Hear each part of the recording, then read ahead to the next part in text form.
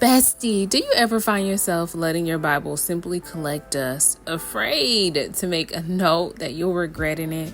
Today, I'm going to share with you how I bring my Bible to life using highlighting and annotating. If this is your first time here, welcome. If you're a returning subscriber, welcome back. My name is Shelby. I am the owner of Dear Bold Believer, and I'm your Bold Believer Bible Study Bestie. And every single week, I'm here to encourage you in your faith and help you to cultivate bold faith. So let's go together and let's hop into this week's video. If we're being honest, reading the Bible can be stressful. I'm stressed out about making the time to do it. I'm often stressed out about applying it to my life. And then I add the stress of actually what to write in my Bible. And I'm just over the top, overflowing. And I had to lay at the feet of Jesus, literally, in order to open my book and not feel intimidated by the pressure of it all. But highlighting and annotating, it can really help you. And it's helping me to really slow down, to focus on what I'm reading, and really to actively engage with scripture. And prayerfully, that's something you've seen me live out if you've joined us on our Bible study live, where we recently studied Philippians, and we'll continue to study a few different books throughout 2025. Either way, whether you've joined me or not, today I wanted to share with you how I highlight and annotate the Bible, because I think that this will help you to get a deeper understanding of the Word of God. Let's start by talking colors. So I have certain colors that I use for certain topics in the Bible. So I wanted to share my highlighting system that I use throughout the entirety of my Bible. So regardless of what book of the Bible I'm in, I use the same colors. So I use a orange color that's almost kind of burnt orange, but nonetheless, to highlight anything that is said by God, Jesus, and the Holy Spirit. Now, I chose orange because in old school Bibles, usually KJV Bibles, which is what I started off with way back when, which I could not even understand. Nonetheless, in old school Bibles, Jesus' writing was in a reddish orange color. So that is why I decided on that color. But anyways, all right. And then I have two different orange colors in my highlighter set. So I have a second orange color that I use for prophecy, vision, and creation. And then I have two pink colors. The darker pink color I use for prayers, blessings, and miracles. And then the lighter pink color has actually lost its label, interesting enough. And I use that one for love, grace, and mercy. My blue one is probably the one you see me use most often here on the channel. And that one is for faith, wisdom, and obedience. My green highlighter, I use that for marriage, family, and parenting. And then my purple highlighter, I use it for commandments and covenant. And then I have a yellow highlighter, and that one is not labeled for any specific topic, but it is just the highlighter that I use for anything that really stands out to me that I want to highlight, but it doesn't necessarily go into one of these categories.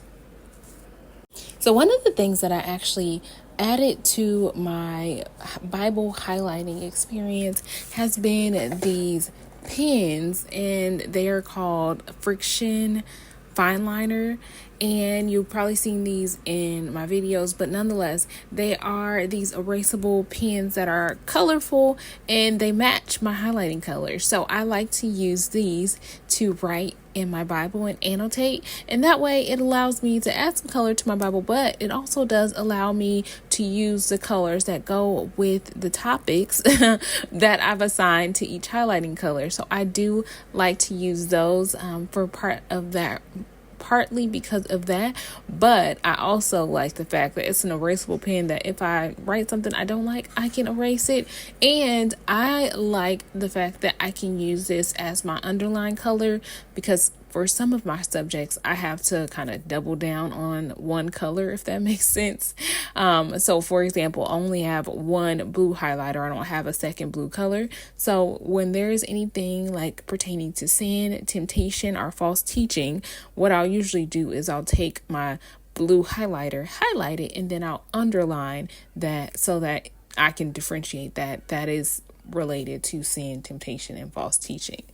That's just something that I started to do when I first began Bible studying in my original Bible, my Pew Bible, because I only had like 4 colors. So I had to learn to get creative with how I highlighted and annotated in my Bible. And I've just continued to do that even now. In addition to my highlighting, I like to use certain shapes to notate things that stood out to me when I was reading my scripture. So I commonly will circle words that I want to define. I'll do a wavy line if there's a word or an event that I want to look further into. So it's kind of my reminder, like, I want to research this. And then I'll box. So I'll draw a box around any scripture that stands out to me that I want to memorize, that I want to put a concerted effort towards remembering this verse. Okay, beyond highlighting, I have learned to love annotating in my Bible. Now, I say learn loosely because I'm making baby steps, bestie, if we're being honest. But slowly but surely, I am learning to love annotating in my Bible. It is so important for me that anything I write in there is not something that I potentially may not want to read in the future.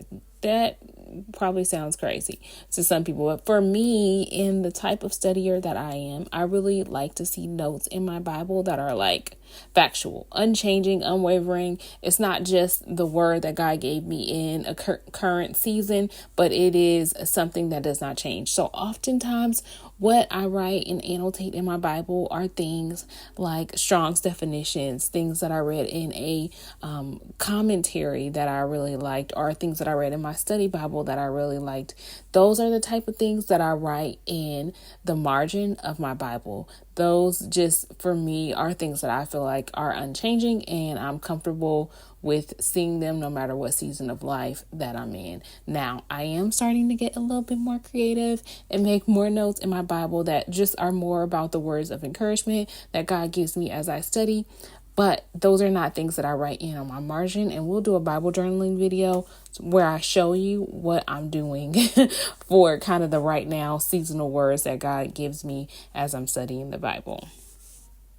Now, I would say if you're someone who doesn't mind changing Bibles and you totally want to like mark up your Bible, write all your notes, whether it be a word from God, a word of encouragement, maybe it's a sermon you've seen, maybe it's a quote you heard that's relevant to the scripture that you're studying, whatever it is that encourages you, that's going to bless you, that you want to see when you open your Bible, write it in your margin, friend. There is nothing wrong with that. But I am so particular.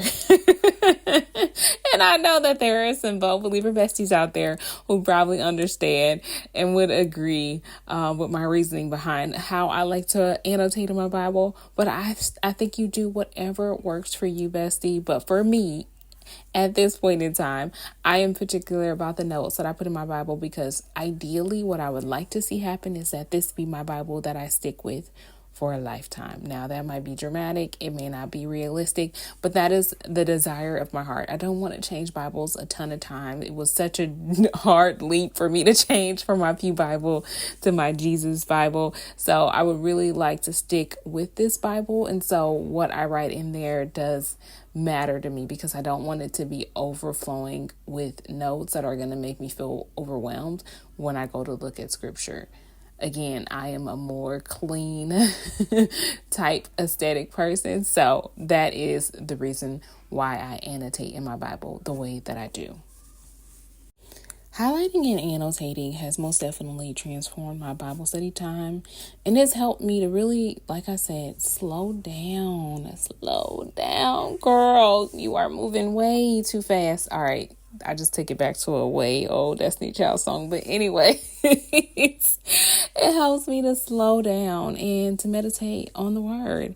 And look, ultimately, the goal each and every time that I open that book and I pray, and I know that it's your goal as well, bestie, is to be transformed by the Holy Spirit every single time you open your Bible. And I think that using things like Bible journaling, highlighting and annotating, scripture writing, these are all ways to help us to slow down, because living in this very busy, fast-paced world, it is so easy to get sucked in to the busyness, to the chaotic feeling of it all. But we know that we are called to meditate on His Word day and night. And part of that meditation means a stillness, right? Allowing ourselves to be just filled up with His Word, and allowing Him to write it on our hearts.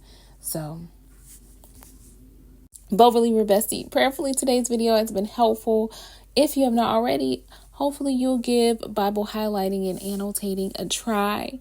May your Bible reflect your heart for God. Hopefully this video has inspired you to creatively engage with scripture.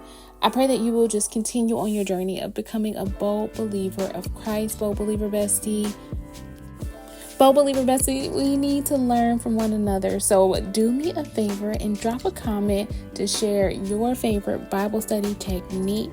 Let's encourage and inspire one another. As always, don't forget to like, comment, and subscribe. Until next time, Bold Believer Bestie, be bold, be blessed. Bye!